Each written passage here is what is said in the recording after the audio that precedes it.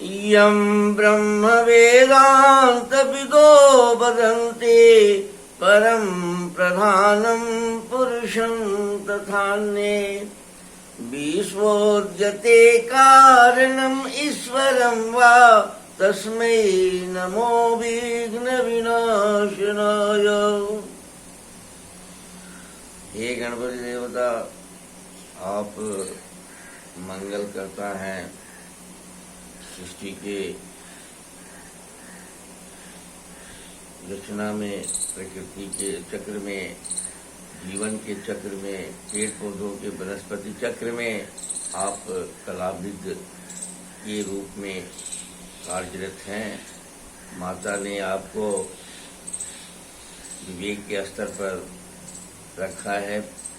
प्रत्येक अणु में आप व्याप्त हैं, 36 तत्वों में एक हैं।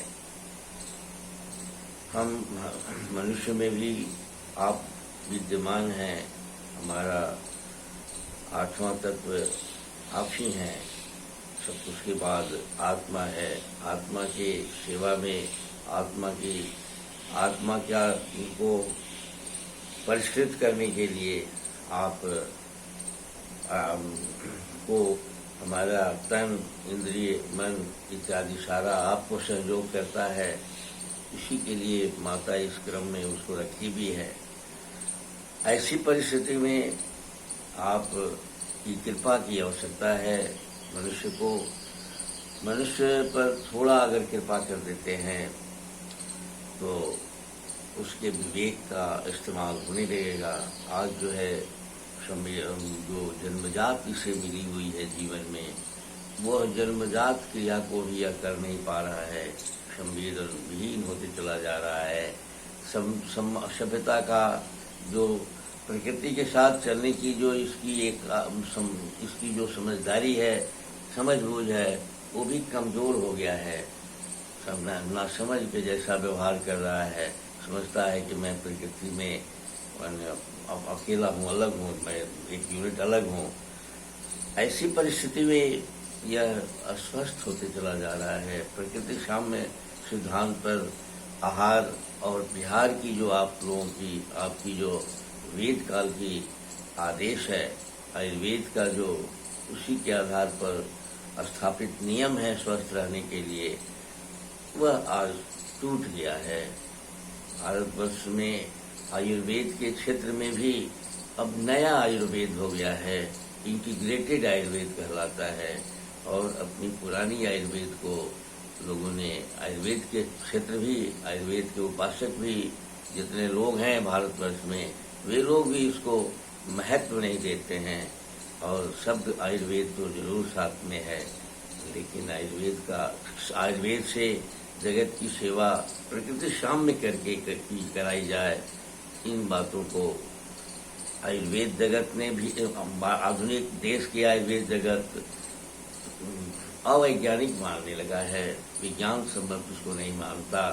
ऐसी परिस्थिति में हमारा जो पूरा जीवन है वो पड़ा हुआ है। ये सारी विज्ञान की मान्यताओं में भी मनुष्य सब कुछ चमत्कारी होने के बावजूद भी मनुष्य तन से और मन से विकृति को ही प्राप्त होते चला जा रहा है। स्वस्थता को नहीं प्राप्त हो रहा है। वह अजीब सी स्थिति बन गई है। जो कठिनाई है, ज्ञात और अज्ञात, वह आप ही सुधार सकते हैं। ज्ञात आप कृपा करें मनुष्य पर और मनुष्य में कुछ ऐसा प्रेरणा पैदा करें, प्रेरणा दें कि जिसमें विवेक के स्तर तक जाने की कोशिश करे। आत्म तत्व का आत्मा की सेवा में यह लगा रहे। यह सिर्फ इंद्रियों की सेवा में, इंद्रियों में ही लगा हुआ दिख पड़ता है। अधिकांश लोग तो इसी तरह के हो गए हैं। ऐसी परिस्थिति में स्वस्थ रहना संभव है और रोगी होने पर रोग मुक्त तो हो ही नहीं रहा है कोई। सब लोग रोग को ये दशा हो गई है कि आज का मनुष्य रोग की कंट्रोल को रोग मुक्ति समझने लगा है। रोग मुक्ति की परिभाषा भी बदल गई है। ऐसी परिस्थिति में आपसे निवेदन है कि आप थोड़ा सा कृपा करें। मैं श्याम बिहारी तिवारी आयुर्वेद और वेद का उपासक हूँ। आयुर्वेद पंचम वेद का दर्जा है। आयुर्वेद प्रकृति की पूरी अध्ययन है और मनुष्य के जीवन जीने की कला है। मनुष्य को आयुर्वेद के आधार पर चलना चाहिए। अगर मनुष्य आयुर्वेद के आधार पर, आज का मनुष्य आयुर्वेद के आधार पर नहीं चल रहा है, जिसके चलते इसे बहुत परेशानियां उठानी पड़ रही है, फिर भी नासमझी कोई समझदारी समझ रहा है, धूर्तता को बुद्धि समझ रहा है और अपने मन ये इंद्रियों की सारी सुख को ही यह मर्यादित सुख समझ रहा है। ऐसी स्थिति में इसे आयुर्वेद के संदेश का पालन करना चाहिए। उस आयुर्वेद के संदेश को मैं आप तक पहुंचाने के लिए इस कार्यक्रम को प्रस्तावित करता हूं। इस कड़ी में अभी हम लोग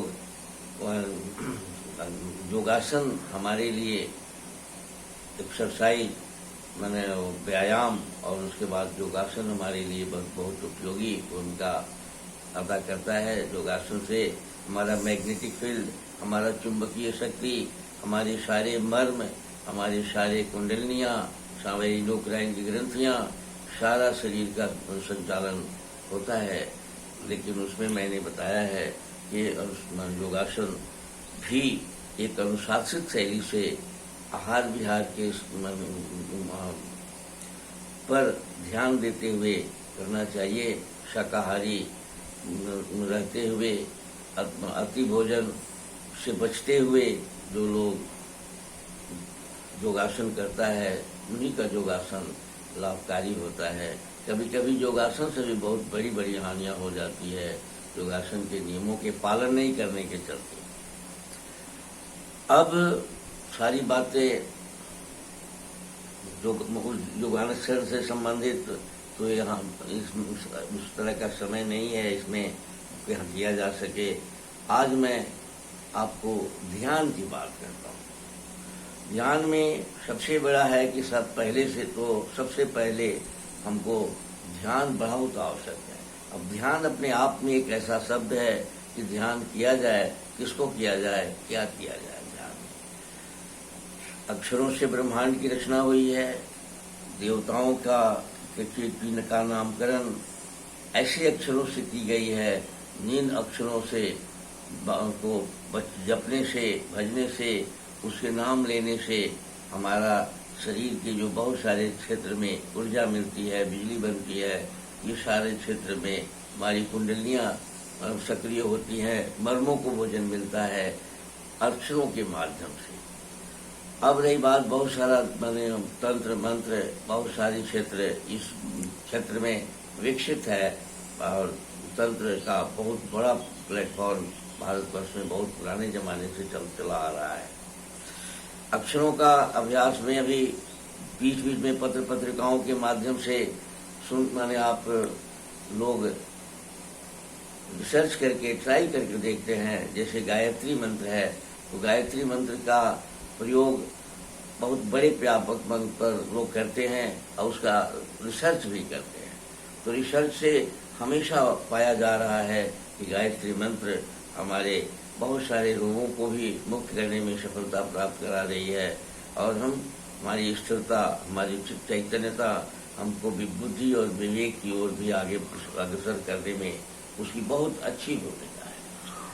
बहुत सारे लोग राम का नाम लेते हैं। र अग्नि है, आकार समूचा व्यवस्था है, और प्रकृति की माया है। अग्नि और माया के साथ जब हम जुड़ते हैं तो आयुर्वेद का अग्नि और क्या यानी ट्रांसफॉर्मिंग पावर हमें मिल जाती है। र जो है अग्नि है, हमें ट्रांसफॉर्मिंग पावर मिल जाती है और हमें सत्वगुण का तीनों सत्वरजतम में सत्व में सतोगुण, रज में रज सतोगुण और तम में सतोगुणी खाता में हम आ जाते हैं सिर्फ राम के नाम लेने से।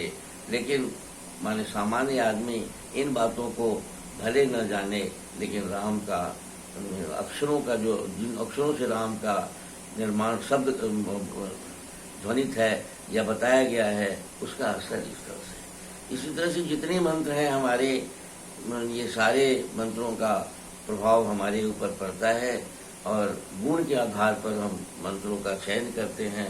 जो तमोगुणी है उसको सतोगुणी बनाने के लिए, जो और रजोगुणी बनाने के लिए मंत्रों का अक्षरों का सभी में भी बंटवारा है कि कौन अक्षर सतोगुण है, कौन अक्षर तमोगुणी है, कौन अक्षर का बार बार जपने से ध्यान करने से हमारे में क्या दोष उत्पन्न हो जाएगा, कफ पित्त बात का भी उसका पर भी असर पड़ेगा।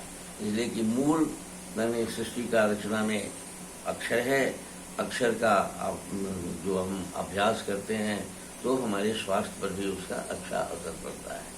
बहुत पहले जब मनुष्य काफी चैतन्य था तो बहुत सारे बीमारियों को लोग मंत्रों से झाड़ देते थे और स्वस्थ हो जाते थे, लेकिन आज मंत्रों से झाड़ने की क्षमता ही किसी में नहीं रह गई है।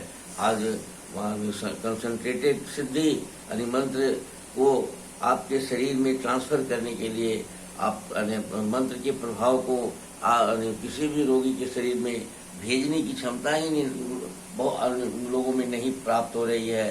इंद्रियों में रहने के चलते वो सिद्धि ही नहीं प्राप्त हो रही है। इसलिए वो सारी बातें अब आज अंधविश्वास का रूप ले लिया है। अब हम भय के अंधविश्वास में माने जी रहे हैं और आशंकित भय का एक बहुत बड़ा व्यवस्था जिससे कि देश ठहर गया है उस स्थिति में है। अब हम अपने आप को भी नहीं पहचानते कि हम ध्यान में रहें, हम अपने रोग की मान्यता न दें, अपने इंद्रियों को देखें, अपने मन को थोड़ा सा देखें और मन को अपने तरह से चलाने की भी अगर आदत सीखें तो मन पर ध्यान देने की बात हमारे शास्त्रों ने कहा है। और अगर जो लोग मन पर ध्यान देने की कोशिश करते हैं, मन जिनके कहने से चलता है, मन के कहने से जो लोग चलते हैं वो बीमार ज्यादा होते हैं। जिनका मन उससे जिसका मन है उसके आदेश पर का पालन करता है, यानी मेरा मन अगर मेरे आदेश का पालन करता है तो हम रोगी नहीं होते हैं। विवेक तक माने आत्म तत्व तक हमारी पहुंच हो जाती है। अगर एक उदाहरण की कोशिश की जाए तो गीता में भगवान कृष्ण 700 श्लोक में सिर्फ मन को स्थिर करने की ही सारी बातें कहा है। उन्होंने स्थित प्रज्ञ होने की बात की गई है। स्थित प्रज्ञ का अर्थ यही है कि हम मन को संचालित करने की क्षमता हम में आ जाए तो हम स्थित प्रज्ञ हैं। अगर मन के अधीन हम चलने लगे तो मिथ्याचार है, इंद्रियगामी हो जाते हैं हम, तो कहीं के नहीं रहते हैं। विषाद इत्यादि बहुत सारा दोष हम में आ जाता है। इसी के साथ आज का यह कार्यक्रम मैं आपको समर्पित करता हूँ। अगली कड़ी में आगे फिर रोग पर हम लोग या जो भी चर्चा करना हो करेंगे। धन्यवाद।